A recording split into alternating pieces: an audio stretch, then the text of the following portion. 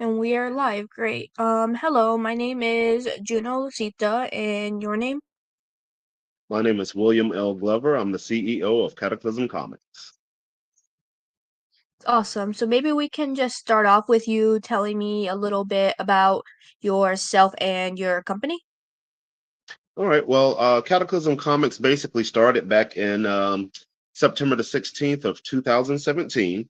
It was kind of an accident. There was a memorial for Jack Kirby, and somebody had posted up in one of the nerd groups that I was a part of. Wouldn't it be cool if we drew a bunch of Jack's characters in in honor of him? And I put up, I think it would be more of an honor if we created our own characters. And then I said, I think it would be even cooler if we all got together, formed our own comic company, and did our own stories ourselves. And so many people was like, yo, that's a good idea. They started jumping in my inbox. Next thing you know, I'm being pressured to start my own comic book company. Now, I've loved comics ever since I was 13 years old. When I got sick one time, my mother went to a drugstore to get some medicine for me, and she brought back a Thor comic, and I read that, and I fell in love with it, and I've been with comics ever since. That's awesome. Just really great. But what inspired you to try to become a writer? Writing has always been my thing. I love telling a great story. I would write everything when I was younger, little short stories, poetry, everything from PG-13 to erotic, erotic fantasy stuff. And I would just like call up a random family member and be like, "Hey, you want to hear the story that I wrote?" And I'd read it, and they'd be like, "Yo, that was really good," or whatever. And ever since then, I've been in love with writing. I love writing. I love art. I love telling a great story and looking at beautiful pictures. So it's kind of a marriage, there, writing the story and then bringing about how the story looks. It just looks great to me. I just love it. And do you have any memorable experiences from your time working in this industry? You said memorable. Um, okay. Yeah. I have a few things like my first time selling the comics. I've done like a, pop up where here in Pittsburgh they have a few places where you could just pop up and sell stuff. So I would bring like a card table and like a tablecloth, and now we have a runner with our logo on it. Now I don't know if you can see the shirt, but Cataclysm Comics logo. So I would just go out, set up on the side of the road, and when people go walking by, I would pitch comics to them and everything. Hey, check out our comics. We've got a great, I do my salesman thing while I'm out there, and that's always been a lot of fun. Going to comic conventions are great. Talking and interacting with the fans are great. Just getting our names out there. So it's been a lot of the work that I do is actually fun, and I go out there and I talk to business owners trying to get sponsorships. I talk to comic companies to try to put the comics out in their stores, and it's just a lot of fun interacting with the people and doing a lot of stuff. So that to me is very memorable. Just going out and interacting with the fans and making new fans and making new friends.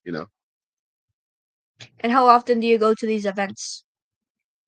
I try to go every time they come around, whether as a fan or as somebody who's out there selling. It's kind of hard sometimes to get into these venues as a vendor sometimes. So sometimes I'll just walk around with a backpack full of comic books with my shirt on, and I'm like, "Hey, my name is William Glover. I'm the representative of Cataclysm Comics. We sell comics as well. Let me show you a few comics." And I'll pull them out of my bag, show the vendors. I'll show some people walking around or whatever, and try to make sales or just try to get people interested in what we've got going on. So I try to go as often as possible. There is one coming up June the 1st and the 2nd, which is the Three Rivers Comic Convention at the David L. Lawrence Convention Center and I'll be there as a fan walking around, probably trying to hawk some more comics.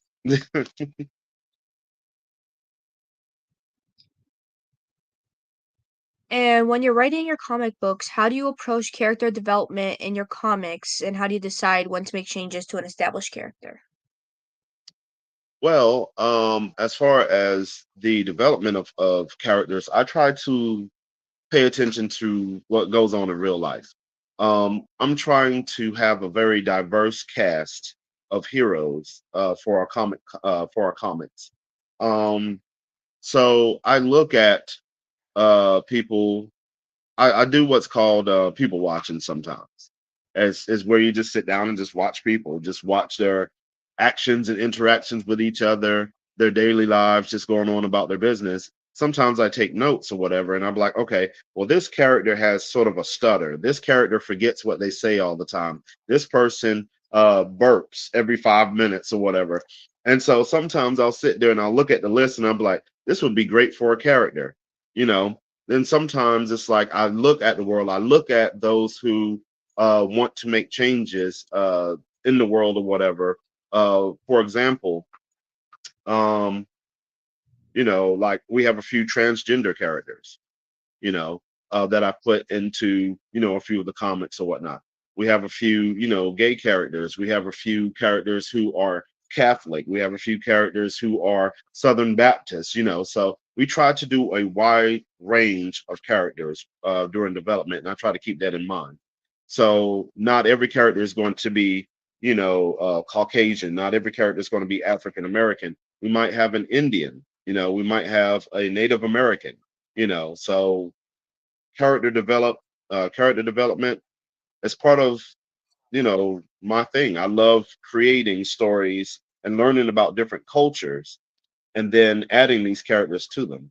And as far as making changes to develop characters, if we have a character that we feel is not doing well, or if we have a character that we feel needs fleshing out a little bit more, then yes, we'll go back in and we'll add more characteristics to that character so that they can stand out a little bit more and better. Hmm. I definitely love diverse characters and things like that in my books. Um how do you approach world building and creating settings for your story? Well, that's interesting. Simply because when I was younger and I would get bored, I would make up these stories within my mind to pass the time. And so a lot of my world building was done when I was a kid. So I've created an entire universe.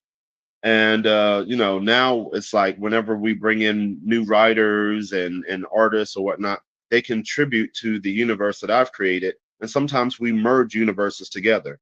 So, I'll be talking to some of the creators and I'll be like, hey, I have my own universe or whatever. In my universe, we have XYZ. And I'm like, that's a great idea. Let's merge them, you know.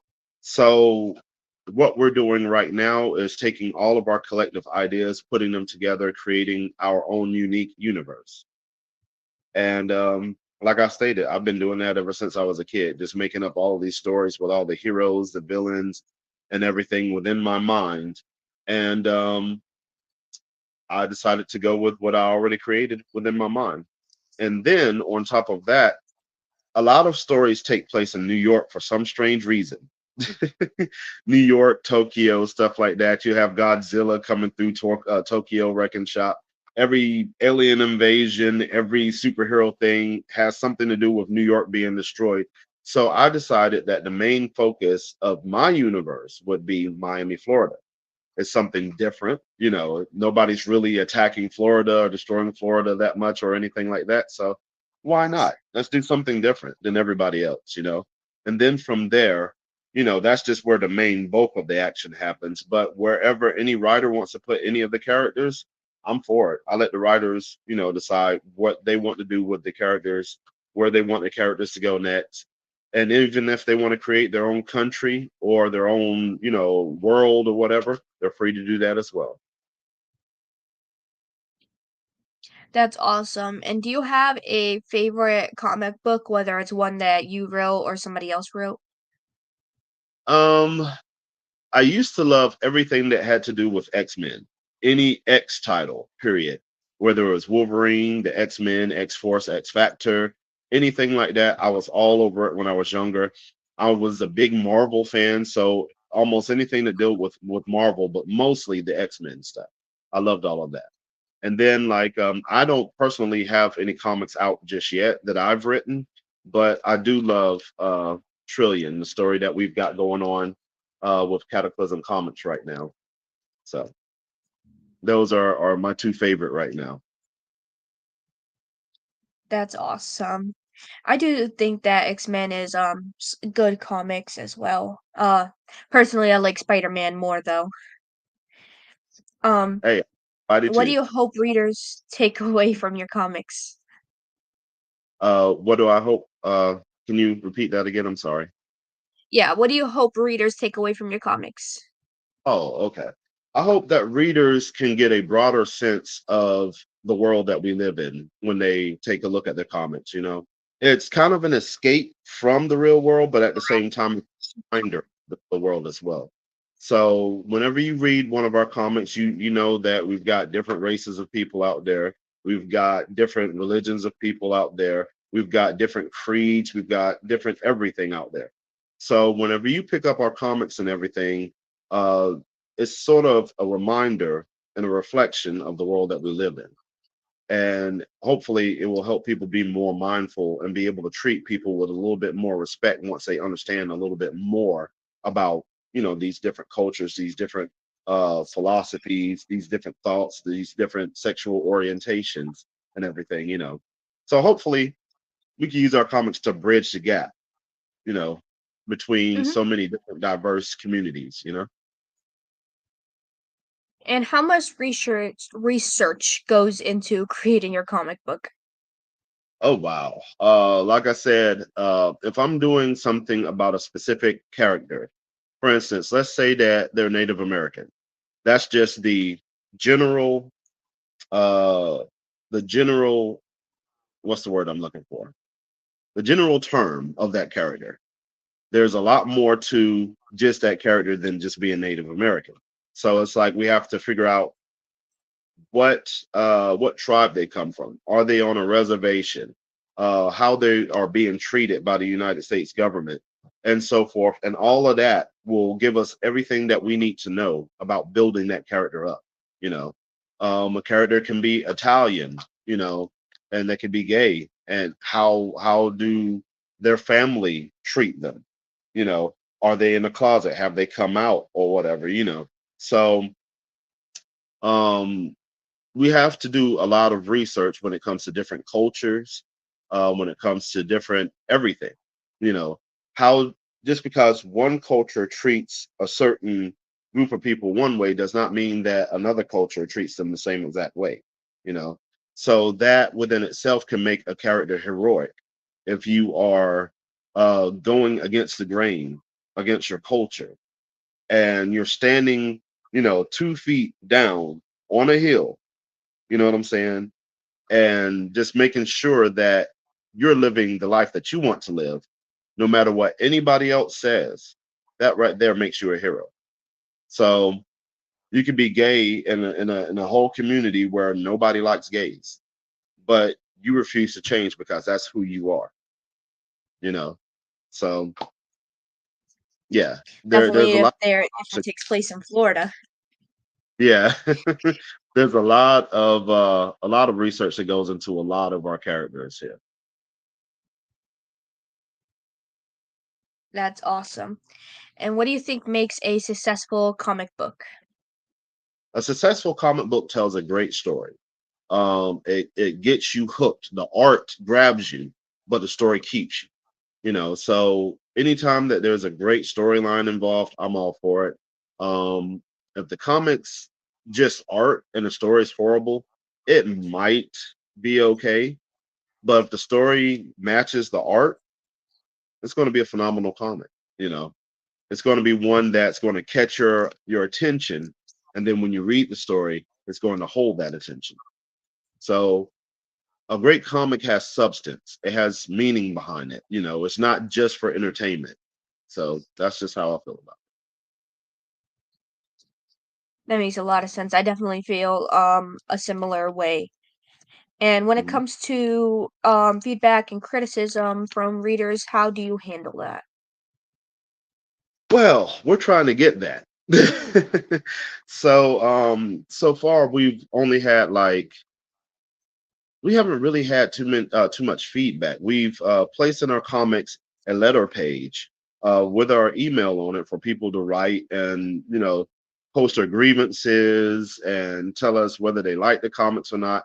Most of the people say that they love the comics. We've only got like one review on our website where somebody gave us like a 5-star review and said the comic was great. Um, I think we've had maybe about two people who stated that there were some things about the comics that they didn't like. So whenever we get like a negative feedback type of thing, I bring it to the creators, let them know what was said so that we can try to avoid doing that within the future. So it's nothing like we're sitting there saying, "Oh my God, they say our comic book's horrible." Oh, and we break down and start crying or anything. No, we take that, we learn from it, and we build something better for a future issue. Definitely it's a way to go about it. And what tools or resources do you use during your writing process? Tools and resources. Oh, my computer. I will sit here and I will Google. Google is your best friend. And I will Google as much as I possibly can. I will find out as much about different cultures or whatever I'm writing about at that time. If there is a subject I don't know anything about, Google is there. So most of the time it's just my Google and just real people. Like I said, sometimes I'll just be walking around and just paying attention to what other people are doing and just keeping mental notes or sometimes jotting down stuff that people are doing. And then whenever I want something interesting to add to a story or whatnot, I'll just look at the notes of what I have of what real life people have done and use those for characters sometimes. So I would say my best resources are my computer, Google, and real life people. That makes sense. How do you stay organized and manage your deadlines? Well, right now we don't have any deadlines. Right now we're just trying to get comics out as best as we possibly can. Um, we are very low as far as having finances to get stuff together. So whenever somebody can get a comic out, we try to get it going as much as possible. Um, that's just the best way to explain that. Do you ever get writer's block? I used to. Now it's kind of weird because stories just flow out of my head. Sometimes I regurgitate what I made up within my head when I was younger. And it just comes out like a flowing river. And then sometimes I do have a little block. And if I do, like I said, I'll have like the notes of what people have done or whatnot, or something interesting that I may have seen, while out in the city, or visiting somewhere else or whatever. So it's like if I'm writing a story and I need a particular villain, but I need to make a new one and I have a block, then I'll start looking at some of the weird stuff that I've seen people doing and I'm like, okay, that will make an interesting character there. So that will help me to create this character now that I needed. If it's a specific place, okay, I don't know much about this place. It's time to go to Google, time to do some research or whatnot. And once I get enough information about that place, then I'm like, okay, cool. Now I've got all these fresh new ideas flowing through my head. I can continue writing. But the majority of the time, stuff flows. And if something doesn't seem right, like I said, I just go to Google, look it up, and make my corrections. So that usually helps me I out with like, It's definitely a way to go, and yes, Google definitely is a best friend. Can you describe your collaboration process with artists, editors, and any others? well, as far as the writers are concerned, I let writers pretty much write whatever they feel. We have a rule that states like no hate speech or anything of that nature, but they can write basically whatever they want to write.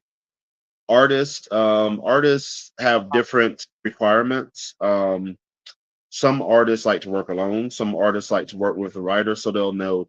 Uh, in the script it says this character is wearing blue. Do you want them to be a specific color of blue, cyan, sky blue, ocean blue, what?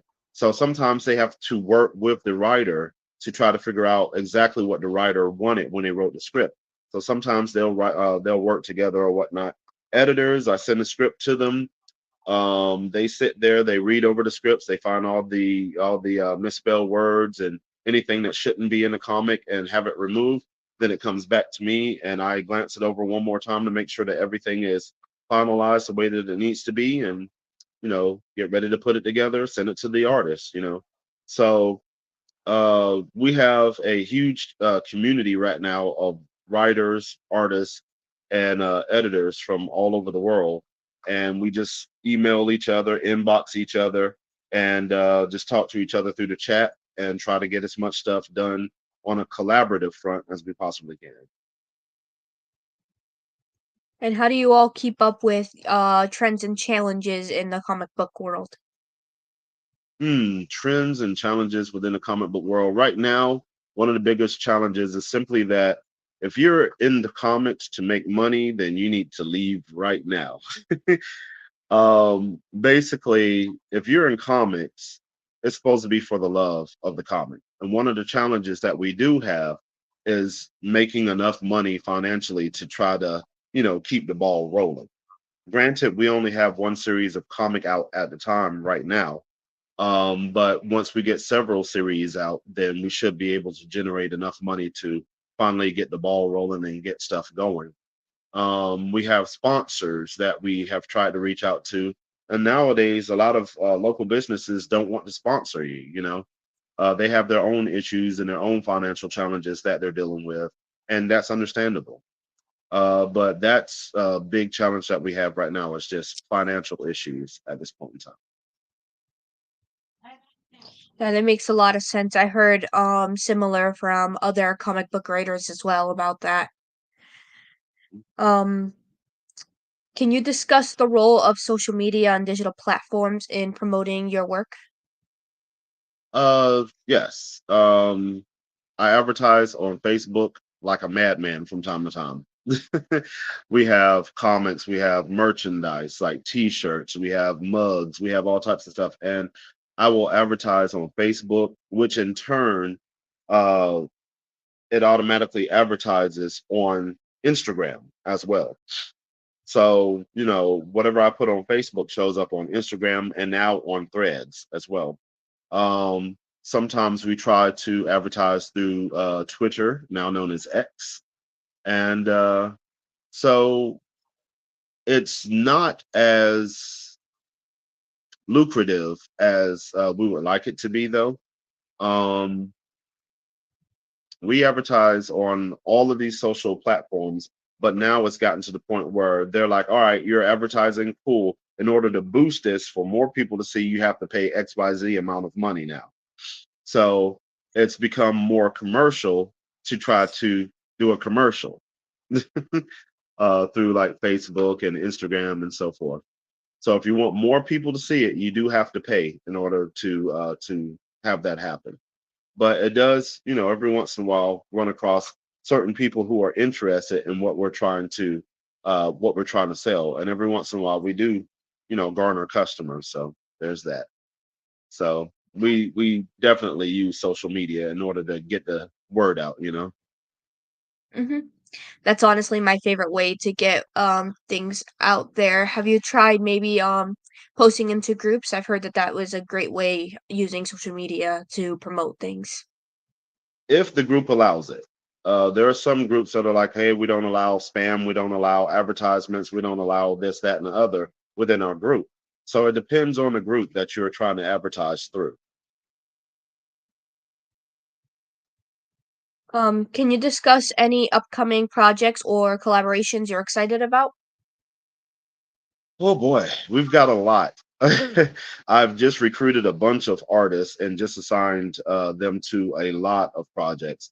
Currently, the project that we have right now is Trillion. Um, Trillion basically is about a young lady who was left for dead in a hit and run, and a rich guy.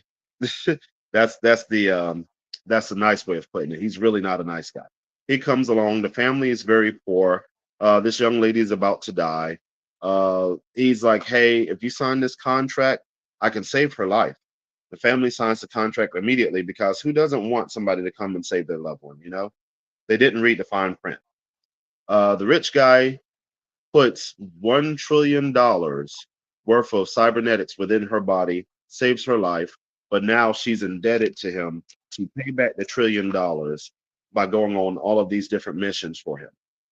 So it's kind of a social commentary on how capitalism works, how somebody can capitalize on the pain of someone else, how rich people look down upon the poor and how they treat the poor and so forth. But deep down, it's a pretty good comic. Next up, we have a comic called Samson the Mighty that is supposed to be coming out sometime soon. Uh, and yes, it's based off of Samson from the Bible. Let's just say that he survived after destroying the temple, and he's immortal, and he's still around here, just doing what he needs to do to get to get stuff done. We have Silver Bullet, which is a very offbeat comic written by Stephen Saint Amand from Canada, and it's very offbeat. It's sort of a spy story, but it also has a lot of monsters involved, a lot of cryptids involved, a lot of strange happenings and people with superpowers and whatnot. So that should be a very fun ride. So those are some of the projects that we have in mind to try to get out at this point in time. Those seem very entertaining. Maybe I would get them and read them myself. They seem very fun to read. Yeah, you should. Um, can you walk us through the process of pitching a comic book idea to a publisher? Uh, well, me personally, I'm very approachable. Like I said, most of the times I let my writers do whatever they want. So they come to me, they're like, "Hey, I got an idea for this, that, and the other." I'm like, "All right, cool, do it." And I'm very easy. Other publishers, on the other hand, I've never really had to try to pitch to them before because I pretty much have always had Cataclysm Comics. I've always had my own. So I never really had to pitch to like Marvel or DC or Image or anything like that to try to find out what their process is. My thing is bring me a good story. Let's try to do something different because really there's nothing new under the sun. And let's just put it out there and see if it works. So anytime that any of my writers come to me and they're like, "Hey, I got an idea for a story," cool, send me a copy of the script. If I like it, go. I'm very simple. That's great. And what are your thoughts on the future of comic books in the digital age? I just can't wait until holographs become a thing and we can actually interact with our characters. I think that would be great. Digital, we have a few digital comics on our website that people can purchase or whatnot. And I think that digital, while cool, is not necessarily the way to go. I love actually having a physical comic in my hand and holding it. I'm like Stan Lee in that respect. Give me a comic, let me flip through it, let me smell the pages, let me read the story and see everything more than just holding it in my hand on a phone and scrolling up. So I believe that the future of digital comics is bright. However, there nothing beats actually holding a physical comic in your hand and reading it. Oh yeah, I'm with you on that part. I definitely love holding like books and comics in my hand and reading it that way rather than digital. hmm Can you discuss any insights into the business side of being a comic book writer? The insights into being a comic book writer. Let's see. First off, uh, familiarize yourself with writing scripts. Um, Go online and look up comic book scripts so that you'll know how they're written. They're different than screenplays, um, and just different than anything else that you ever would write. For instance, um, comics have what's called panels, so you have to describe what's happening in each individual panel, and you also have to come up with the dialogue, what the characters are saying to each other.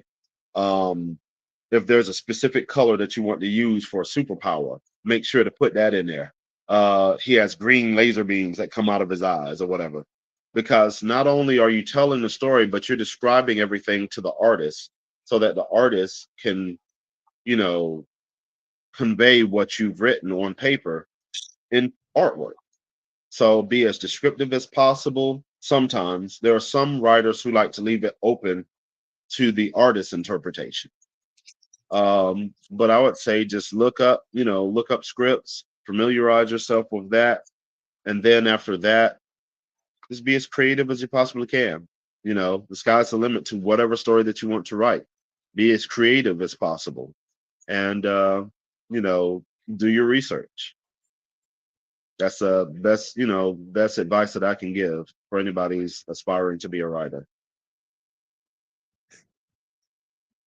What do you think are some common misconceptions about the comic book industry? Oh, it's kind of like how they would say like video games would rot your mind, like back in the day, how they used to say that comics were bad for kids or whatever. No, if anything, they spark imagination and creativity. Comics, have gotten a bad rap because a lot of people are like, oh, well, kids are reading comics for just the pictures or whatever. And while that may be a little bit a part of it, there are some people who credit comics to learning how to read.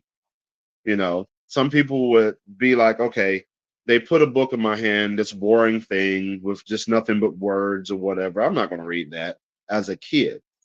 But as a kid, you see all these colorful uh, designs and characters and everything come to life. Then you want to read and find out what's going on as a kid, and it spurs you on to learn more about reading and to become a better reader. So, the misconceptions about comics is that it's bad for kids, it's bad for your brain. No, it sparks imagination and it helps people learn how to read. And that to me is a win for comics. Mhm. I agree. What do you think sets your writing style apart from others in the industry?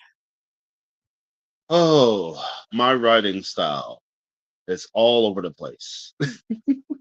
I don't have a specific style. So it's like it's just based off of the character. Like, for instance, if you're writing a Daredevil comic, then you want to write something that focuses on street level crime. It's gritty, it's in your face, it's more adult, more mature in the wording and the actions of the characters. Whereas if you're writing something like, I don't know, Captain America, it's not as dark. It can be gritty, but it's more of a spy from another time who's simply trying to make it in this world. And all of these fantastic superheroes are around him now. The world has changed now. So now you've got the right to reflect that. Yeah, he's from like the 40s, the 50s, or whatever. How does looking at a big screen TV that's flat affect him? You know what I'm saying? He's used to these big old monstrous televisions from back in the day that were only in black and white, you know. So now you've got to write how that would affect him mentally, you know. So that would mean that you would have to get into his head. So it's different writing styles for different books that you write. And me personally, I've written several different issues. I just need to get them published and get them out there to the public. So my writing style is tailored to whatever I'm writing, what type of story I'm writing, who I'm writing about, what I'm writing about. It's just tailored to that. So I don't have a specific style. I'm more of a chameleon when it comes to, that sort of thing. It just depends on the type of character I'm writing about. That makes sense. And now we're down to our last two questions. What platforms do you think are best for publishing comic books? Um, right now, I am publishing through a company called Morris Publishing. We also put our digital comics up on our website, and then of course, once we get the physical comics, we take them out and we sell them wherever, comic shops, just wherever you can get comics out at. So a lot of people do like digital comics, so they would go to places like I don't know, Webtoon or something like that to read digital comics. But to buy physical comics, people go to Amazon, they go to websites and buy them off of there. Um, just wherever you can think of to get a comic book from.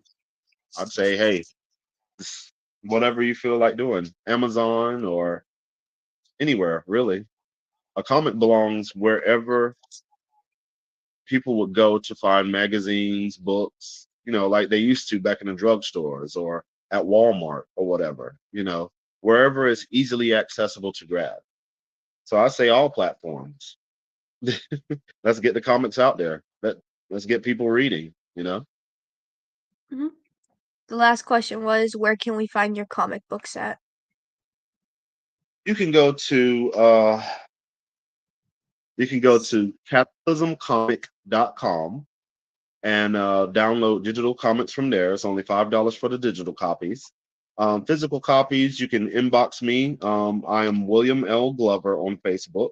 You can inbox me, and I will give you instructions on what you need to do in order to purchase a physical copy of the comic, and we can send it to you. You can purchase Trillion issue 1 off of Amazon, and on top of that, we also have it. Let's see. Also have it on a website called our it's hard to pronounce. That's why I was trying to find the comic with the website on it. But it's called artifmeric.com. You can find it on there. Um, and we are at this point right now where we are trying to sell enough comics so that we can raise enough money to make enough copies to send to distributors so that they can send them out to comic shops all over the world. So right now, those are the best places to find them. Also, there's a link on my website. There's a link on my page on Facebook. It's a link tree link. You just click on that, and that'll take you to most of the different sites where you can find our comics. Awesome. And thank you for meeting with me today. No That was problem. all the questions I had. So goodbye to the people on live stream. All right. Have a good one, guys. Thanks for checking in.